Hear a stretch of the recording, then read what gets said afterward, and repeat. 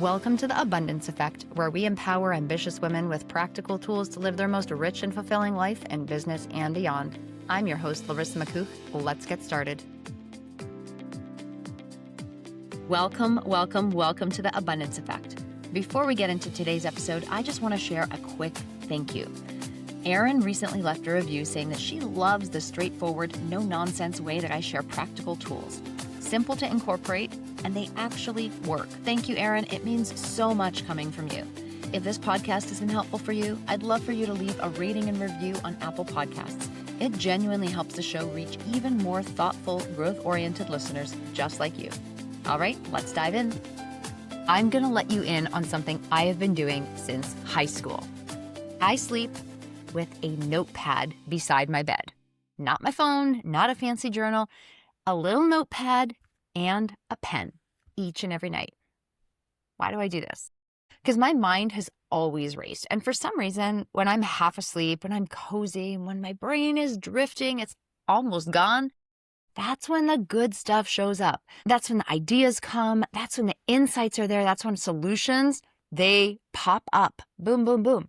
And sometimes prayers, they even feel like they're answered before I even ask the question. So if I don't write things down, these ideas, these insights, these divine downloads, they're poof, deleted. So if you've ever had a brilliant idea at night and thought, I'll remember this tomorrow, you probably already know how the story ends. Not in a good way. So I have done this for decades now. Sometimes it's elegant. Sometimes it's complete nonsense. Half sentences, bad handwriting. I'm great at writing in the dark. Occasionally I read something later and think like, what in God's name was I talking about? But here's the funny part. I almost never review these notes daily. And people are always surprised by that. They think that productivity is about idea hoarding or building some kind of genius vault. It's not. It's about peace of mind. Because here's the thing. Once it's on paper, my brain can rest. It does not have to guard the thought. It does not have to rehearse it.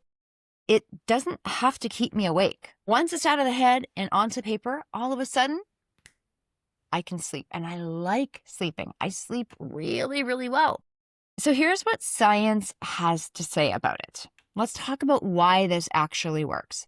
This isn't just a quirky Larissa habit. When you're drifting off to sleep, your brain enters what's called a hypnagogic state.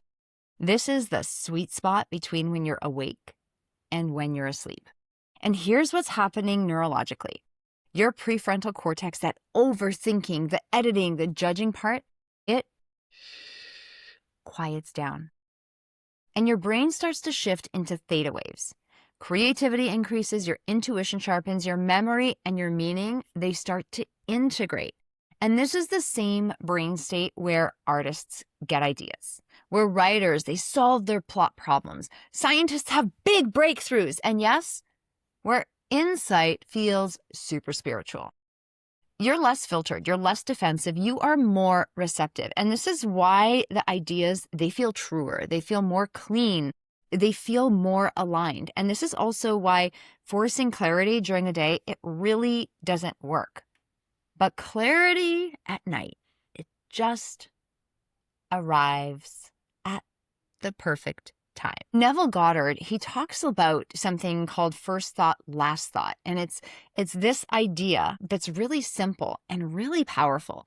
Basically, what you fall asleep thinking about is what your mind processes all night long. It's who you're becoming. The first thoughts you think about in the morning are the thoughts that dictate and set the tone for your day.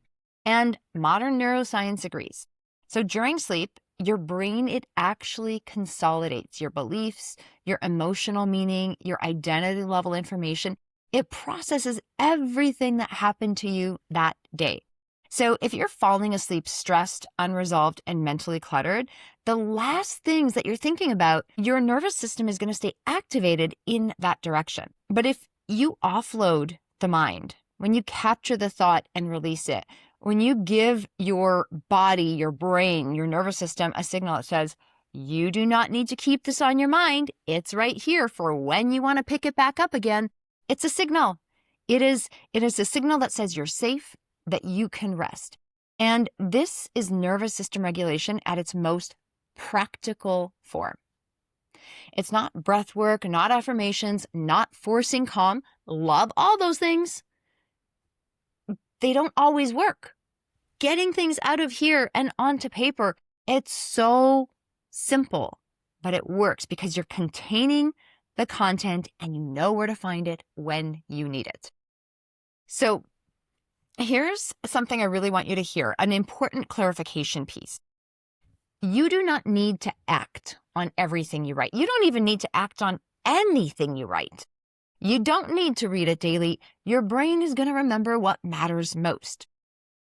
The important thing, the act of writing is the integration.